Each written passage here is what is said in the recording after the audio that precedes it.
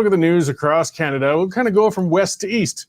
Well, in BCE, cancer patients have been sent to the United States for treatment because the local facilities are overwhelmed. In Alberta, we've got patients languishing in hospital hallways as the capacity in those hospitals right now is reported to be at 150%. In Saskatchewan, patients are being sent to Alberta, ironically, for diagnostic services and some surgeries because their public systems are overwhelmed. In Ontario, hospital emergency departments have been experiencing rotating closures because they have a lack of resources. In Quebec, conventional hospitals are reported to be at 100% capacity, while the children's hospitals are at 150% capacity. Parents are being urged to seek home treatment for their sick kids.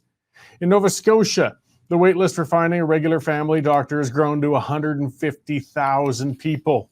I skipped some provinces and didn't go into every healthcare issue, but I think you get the picture.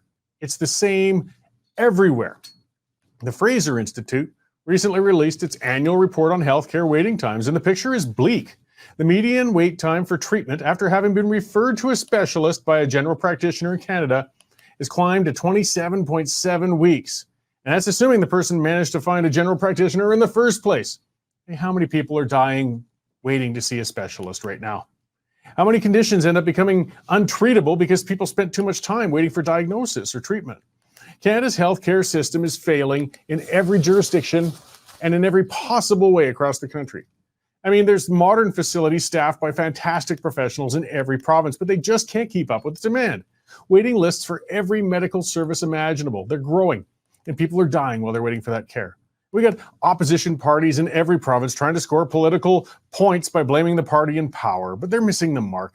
It doesn't matter if it's NDP, UCP, PC, CAQ, in power, in government, in the province, the situation is the same everywhere. Every province has dramatically increased healthcare spending too, so we can't pretend we aren't spending enough. The federal government, love them or hate them, most of us hate them, they have been increasing healthcare transfers to the provinces. So again, it's not lack of money. Canada is one of the highest spending countries on earth when it comes to healthcare, but it's among the worst when it comes to providing access. So funding isn't the cure, and the different party isn't the cure. The problem has to lie with the system itself. This is the thing that Canadians just never want to admit. Canada's healthcare system is crap. It's hopelessly broken. And it's become politically taboo to point that out. And politicians are too terrified to take on the healthcare unions and bureaucrats. But it's beyond time they set aside their cowardly instincts and call out this system. Some premiers are trying to do what they can within the system, but it's going to inevitably fail. They're doing patchwork repairs on a blown engine that needs to be torn down and rebuilt.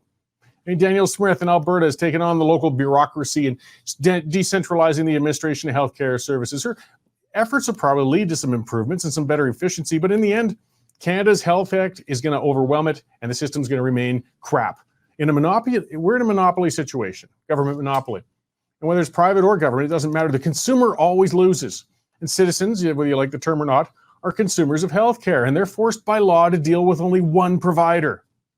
The only other nations that have legalized private healthcare that way are North Korea and Cuba. It speaks volumes, doesn't it? Canada's legislated healthcare monopoly makes it impossible for provinces to create real and lasting fixes to the system. Unions and bureaucrats fight every effort to make changes while the costs keep climbing and efficiency keeps dropping.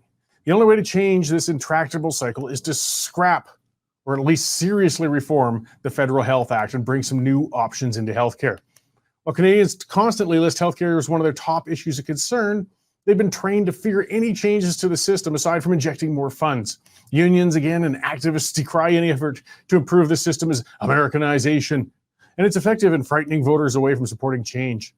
I tell you, I'd rather have some change than die on a waiting list.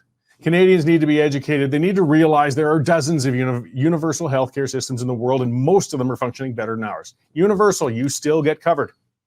Politicians need to immediately dismiss the two-dimensional argument that only Canada and the United States have systems in the world. Political leaders need to turn the discussion to European and Asian models that have universal coverage and are outperforming us. And guess what? Private healthcare provision is not a bad thing. And the world provides a plethora of evidence to back that up. Fear-mongering has dominated the narrative and allowed Canada to become so collectively stupid on the issue, citizens won't even glance at models that are proven to provide better care than the current system. Does it really matter how you're getting your care, as long as you're getting the care? Things are sure to get worse with the healthcare system in Canada until the system itself is rebuilt. The only question is, how bad are things going to have to get before enough Canadians understand this. And yes, once enough Canadians understand it, perhaps enough of the politicians will start to act on it.